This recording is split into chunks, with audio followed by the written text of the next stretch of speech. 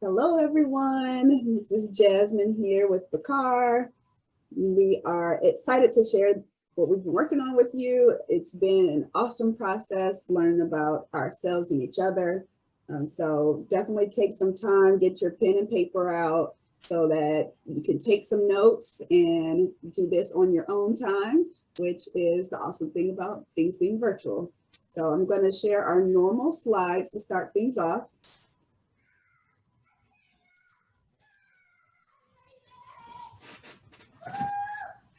So for our ground rules, the main things are to trust yourself and your intuition. What's learned here stays here. Oh, sorry, what's shared here stays here, but what's learned here leaves here. Allow everyone to speak for themselves. Engagement looks different on each of us. So, we're virtual, we're asynchronous, we're doing things on our own time. So what engagement looks like to each of us is different. Practice compassion with yourself and with others, and then notice your body and listen to what it's telling you. So if something's getting uncomfortable, if your shoulders start to raise, if your brow starts to furrow, things like that, notice those things, call them out. Those are even just very good tips to do when you're meditating or trying to clear your mind from all of the things around you in your environment, especially since you're doing this on your own time. These are some things to notice, but it's still the same. Trust yourself and your intuition. All right, Bakar, I have you share your slides. Right. Thank you.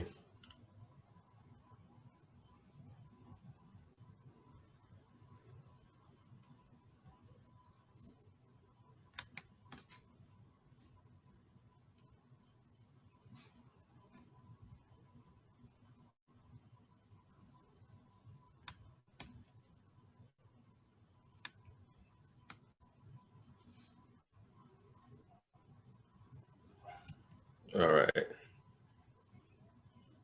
So, welcome to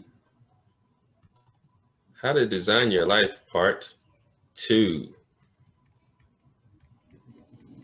Wait, there we go. Part 2. All right. So, hey, welcome back. My name is Coach Bakar Obey, your lifestyle engineer. And I'm excited to be collaborating with the STEAM Collab in order to bring a different look on STEAM, and one that's really, I think, valuable to how we do life, how we experience life, and how we make the most out of it.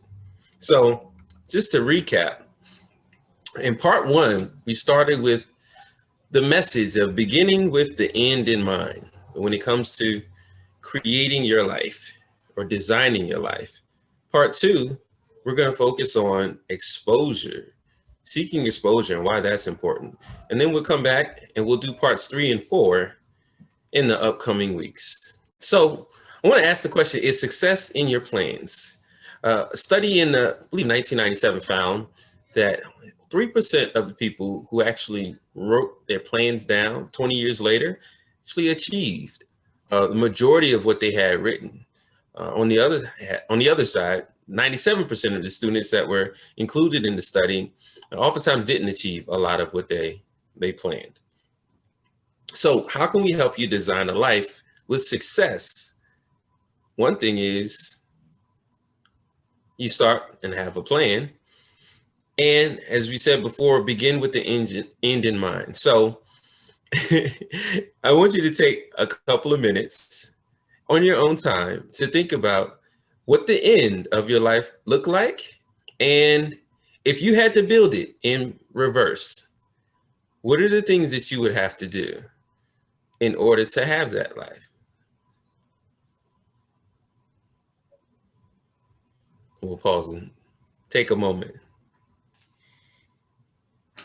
Think about one goal that you'd like to achieve in life, whether it's travel around the world or have a wonderful family, to be able to, be fit or healthy, or what would it look like in the end? And then going backwards, let's say 20 years from now, What's something you'd have to do? Or maybe pick a 5-year goal. What's something you'd like to achieve in 5 years? And then from 5 years, what would you need to do this year in order to make progress toward that? From 1 year, you may think to 3 months or a quarter. Every 3 months. From that goal, what would you need to do in 1 month to achieve a monthly goal? A week, a day, right? What are the steps that you would have to take to turn a big goal into small, bite-sized daily goals that you could achieve day by day, week by week? Miss Sadler, would you like to share just a sample? Maybe, Yes. So maybe one a of couple my steps. What do you got?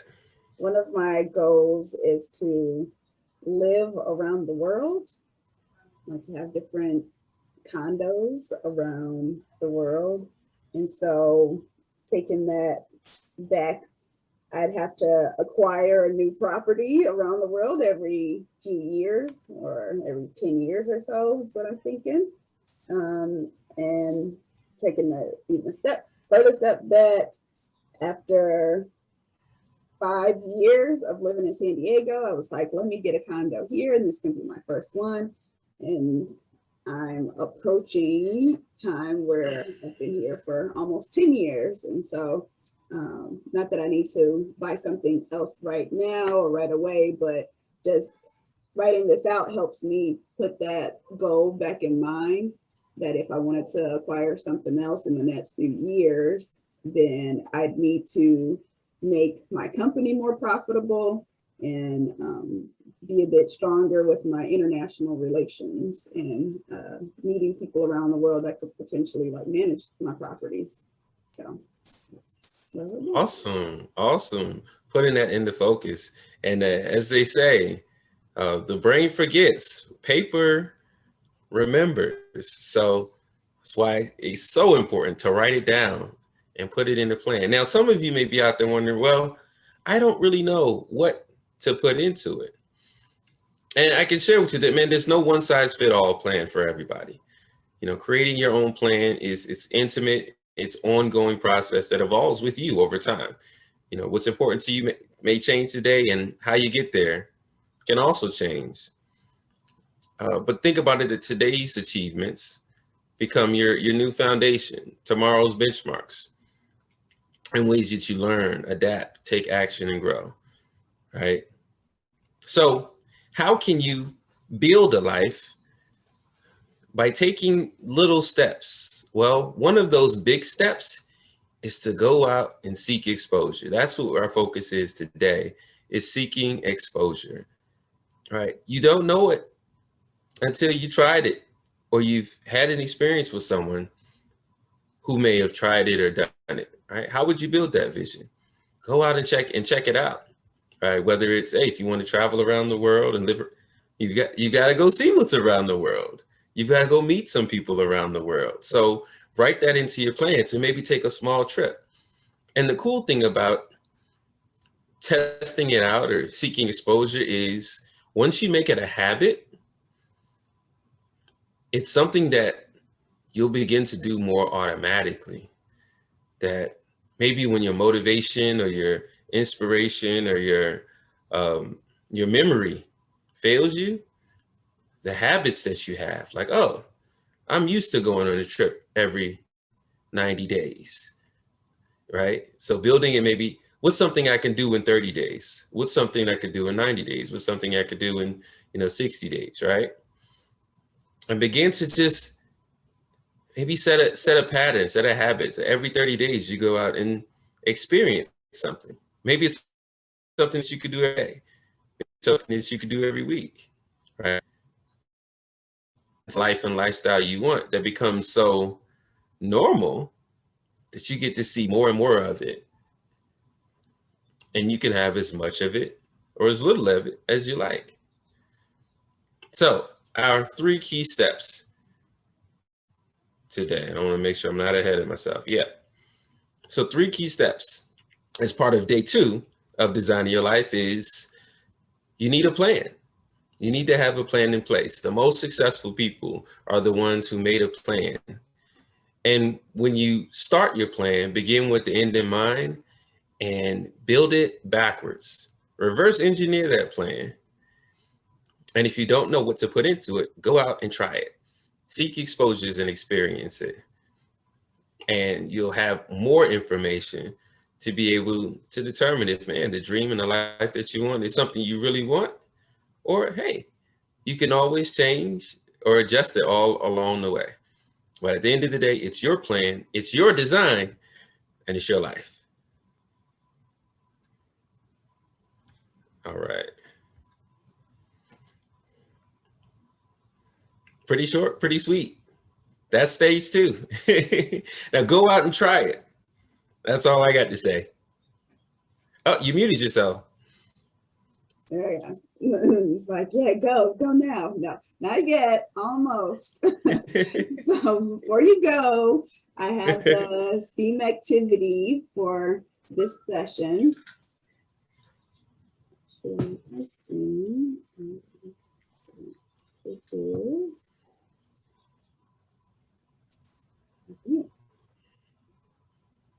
All right, so today's session, today's STEAM activity for the students is on social networks. So there's lots of different social networks that are out there, and the main thing that kind of brings it all together is software engineers.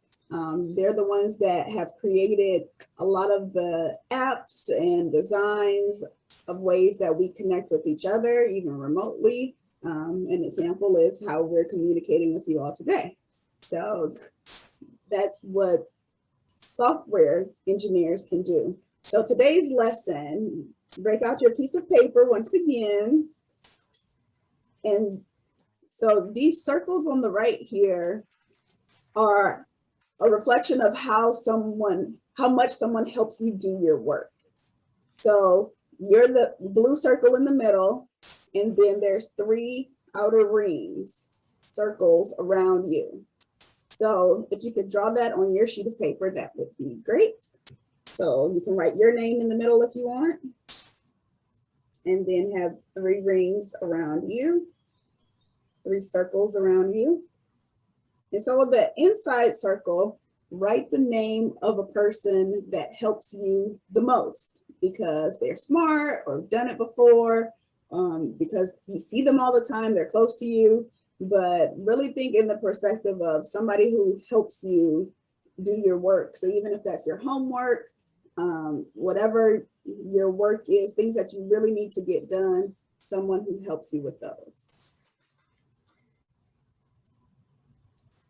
So now in circle 2, that middle circle, write the name of a person that helps you do your work, but you don't get to be with them a lot. You don't see them a lot, even now that we're virtual, you don't necessarily talk to them all the time, but they're there for you when you need them. They help you in some type of way.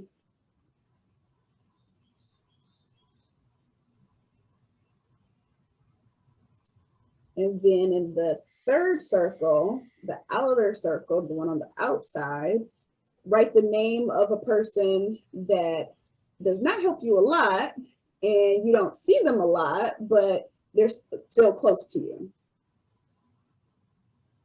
That one may not be as easy because I'm sure there's a lot more people that belong in that circle.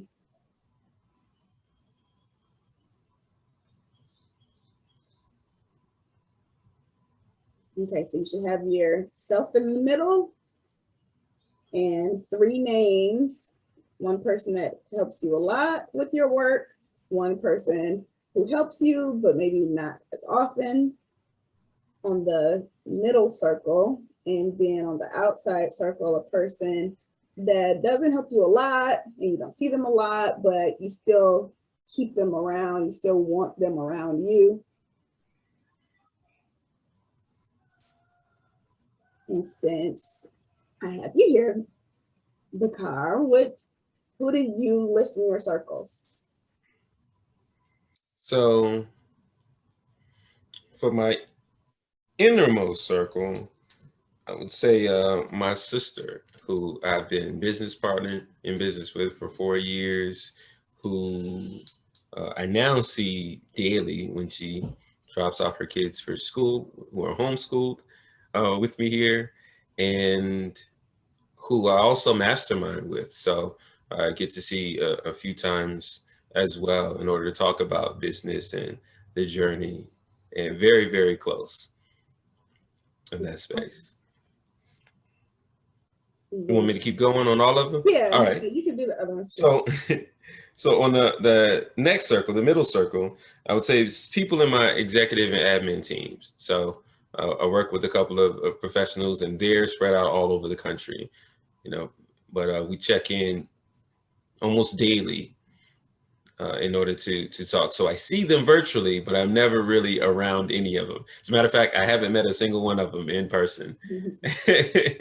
So, but they're all very close and helping me with my work each and every day, but we don't see each other in person at all. And then outside of that, in the outer circle, I would say someone like my grandmother, who I'm close to, and she watches my nieces and nephews. And so the other week I went over and put some flowers in her garden for her.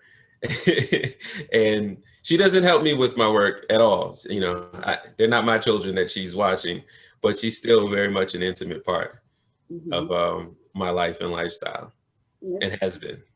That's great. And so for mine, I listed off in my inner circle, my friend Brittany. She's my business partner, my best friend.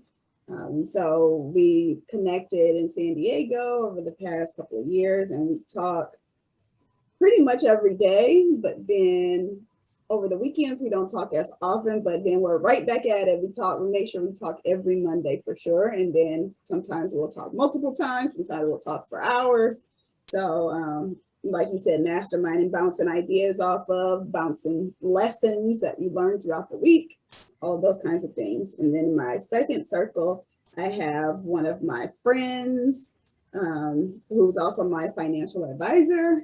So talk to him pretty regularly, but not every day, especially when there's a lot of financial things going on or money things, and just trying to understand that. But also we'll meet and just talk about casual things because we're also friends as well.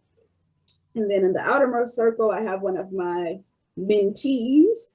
So she doesn't help me necessarily with my work, but I usually give her some opportunities that she usually doesn't have all the time. And so I definitely have her around, and she's still close with me, but she doesn't necessarily directly help me with getting my work done. So that's it. All right, and so we have a couple of questions based on that. So list or write down, or you can just tell me what is something similar about all three of the people that you listed on. They're all a lot of women. They're all women. My grandmother, my sister, and my key admins are all women that I work with. So there's there something that they all have in common. Yeah, that's good.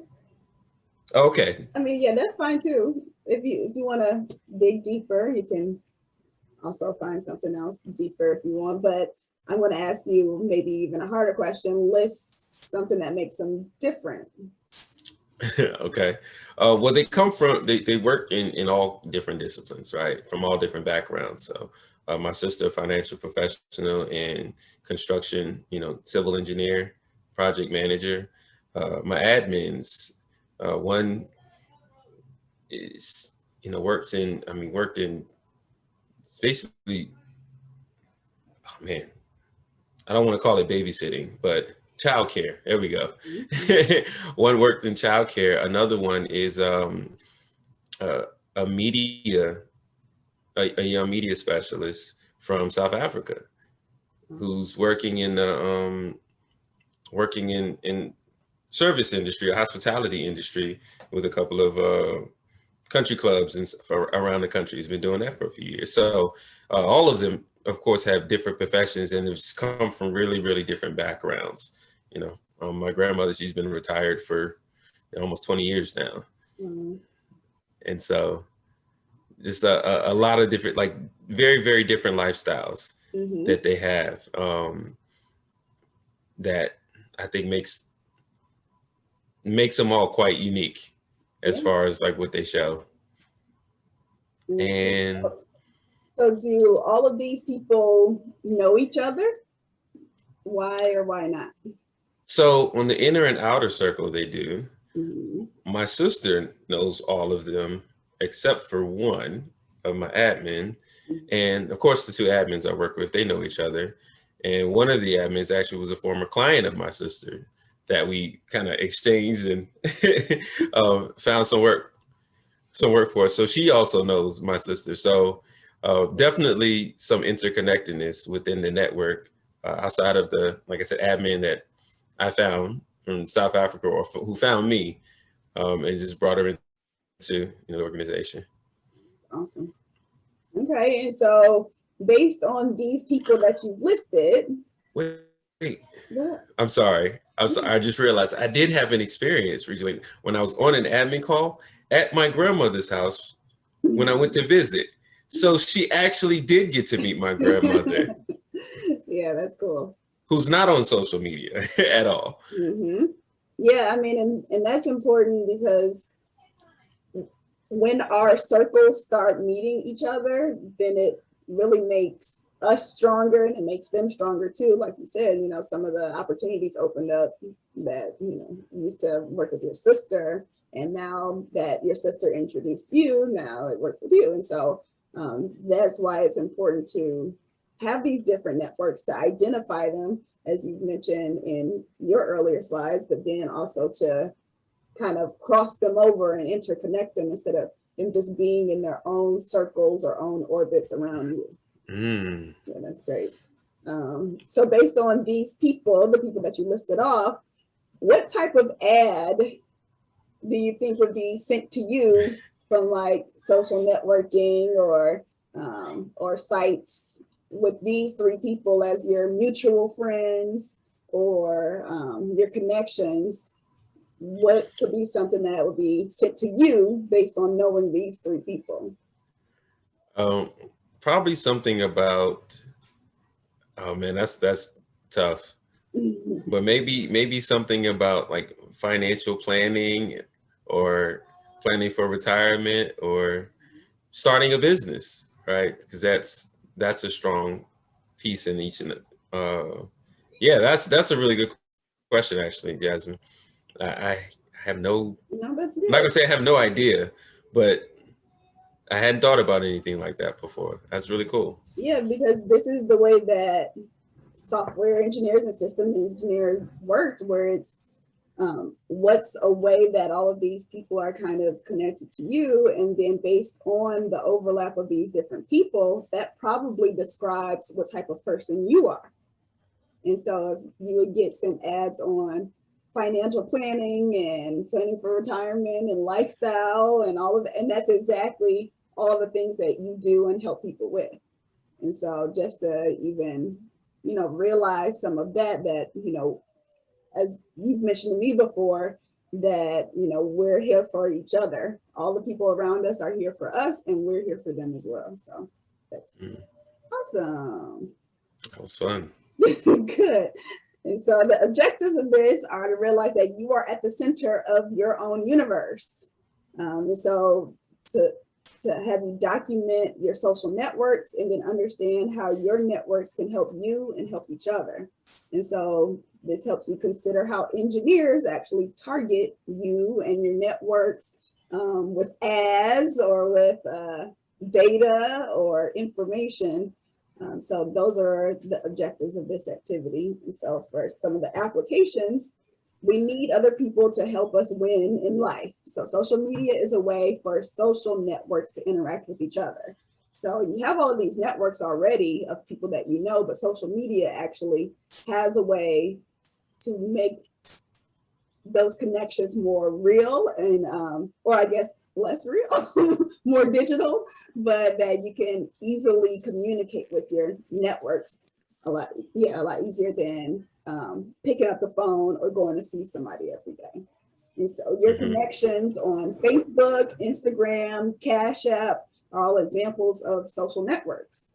And so what other popular or not so popular ways have been engineered for you to connect or share information with your friends, family, teachers, or coaches?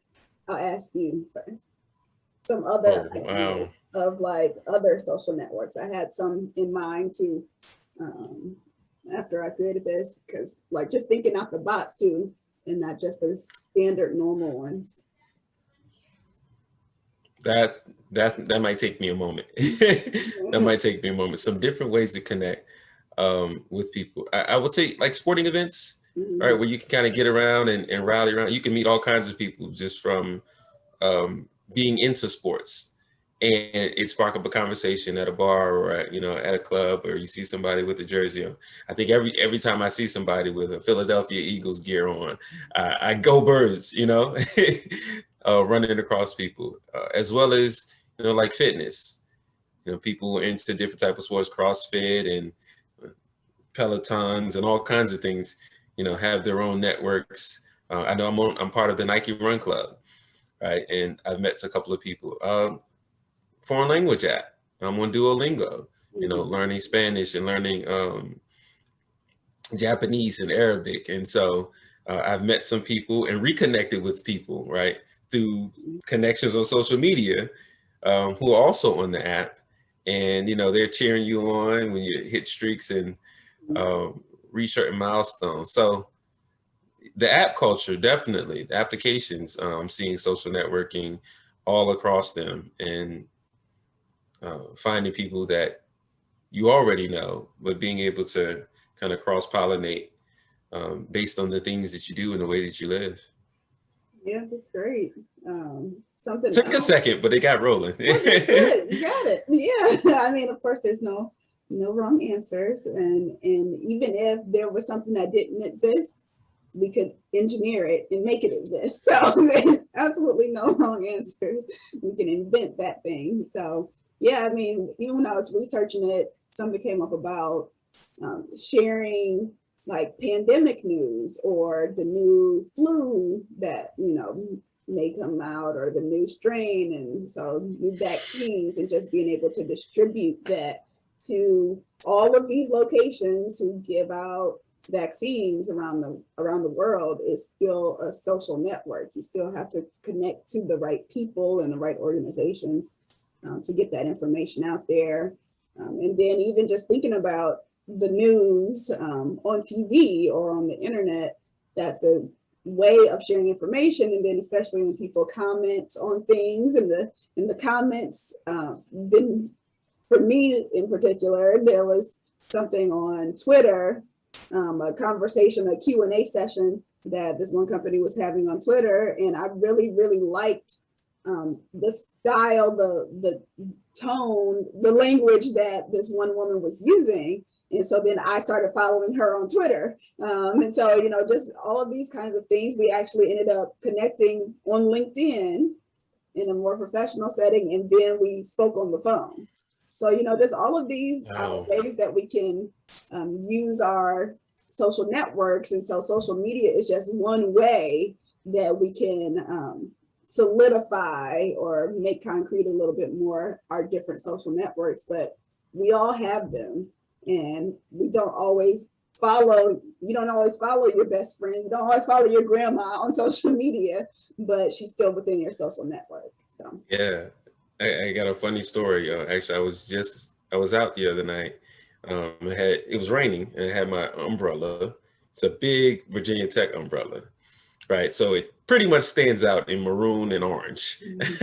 And I got a message on Bumble Biz app from a guy who was a LinkedIn connection saying, "Is that you standing out in the rain next to the Ethiopian representative?" He was going to a place next door to pick up some chicken wings.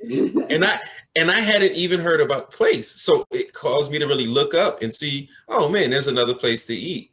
So like that whole dynamic of, you know, the Virginia Tech meets LinkedIn meets Bumblebiz meets the restaurants in downtown Richmond. I think all of those pieces came together, and we had never met in person, but he recognized me from social, right, and made a connection, which was wild. Yeah, that's really cool. So I mean, yeah, it may not always seem like what you're doing when you meet new friends is STEM or STEAM, but it is once you realize that people actually have made successful companies, but also made apps and different software based on connecting people. Powerful. I love it. And it's a great way to get new exposures. So leverage your networks, leverage those networks, and create more exposures. There's something you don't know. You can definitely go check it out and find people who are doing it. You can find, you know, local versions of it. You can find international versions of it, but just test it out. Test it out and put it in your plan. So now you can go out. Now go do it. Now go do it. We come back in 2 weeks. So you can tell us what's in your plan. Yes. Looking forward to seeing you all real soon. Thank you so much for having us once again. Thank you for making it to the end of this video, and we will see you soon. All right.